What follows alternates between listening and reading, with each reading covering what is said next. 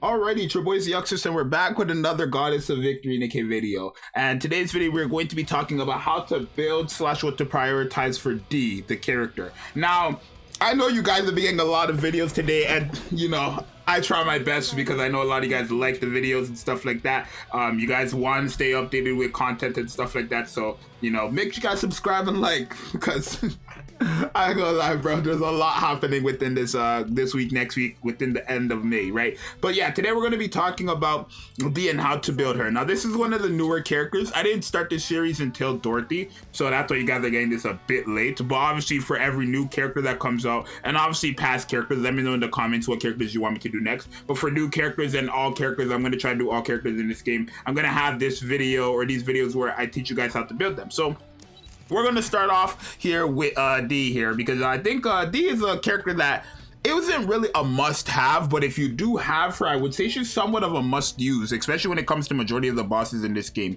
especially if they're iron, because she really gets most of her capabilities from iron-type bosses. So let's talk about what she can do here.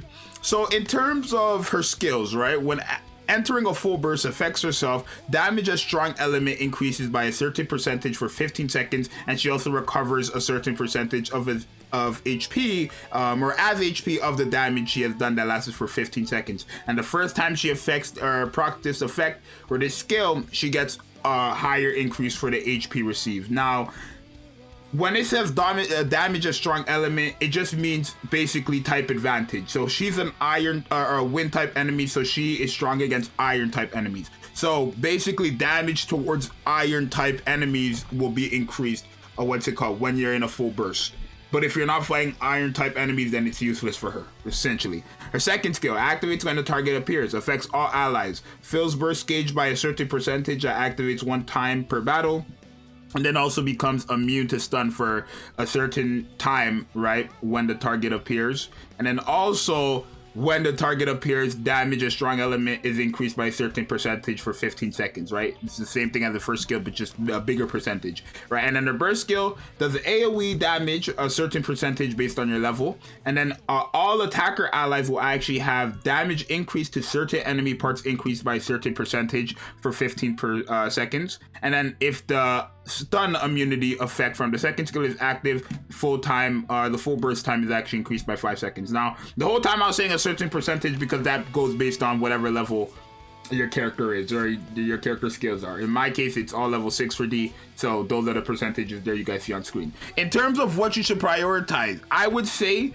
skill 2 is probably what you want to prioritize the most because of this big buff here that you get, right? The fills a burst gauge by a huge percentage at the start of a battle when fighting bosses. Now, like I said, these are characters you only ever want to use when fighting bosses. You don't want to use her anywhere else. She's garbage. She's garbage everywhere else. She's only good against bosses. Literally, her whole kit design is towards bosses, right? As you see, all her effects only happens when you're either in a full burst or when you're fighting a boss.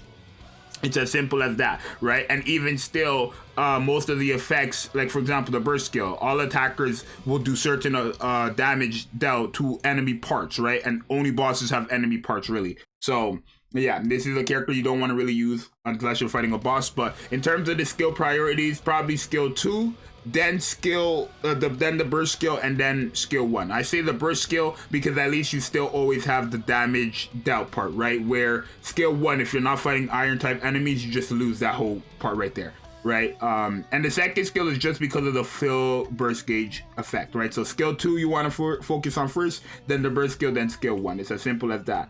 As for the cube, you're actually going to want to give her one of the following. You want to give her either assault cube because she's an SMG character, right? Yeah, she's an SMG character, and they kind of have bad accuracy, right? Especially when it comes to near range, like, or past the near range location on the map. So you kind of want to have that accuracy with the hit rate cube, right? Just so that when you're shooting in a farther distance, you're actually connecting your bullets and they're not just missing, you know what I mean? That's the only reason why you would want the assault cube. If not, you can always run the resilience cube, right? Which is just reload speed. It's as simple as that. Probably going to be best for characters like SMG users, machine gun users, simple as that. Or you can always give them the wingman cube as well, right? If you just want more bullets, that's not going to hurt you as well. I always run the wingman cube on my D because I barely use her, right, unless I'm fighting bosses. So more bullets could also work there, right? But that's really it. In terms of what you should give her for overload gear, let me go to Modernia, as you guys already know how this works. And for overload gear, I think when it comes to D, you could actually give her this effect here, the increased damage element, or element damage dealt part, just because her whole thing is already like her whole purpose is really to do damage against strong elements, right? Which is just, what's it called?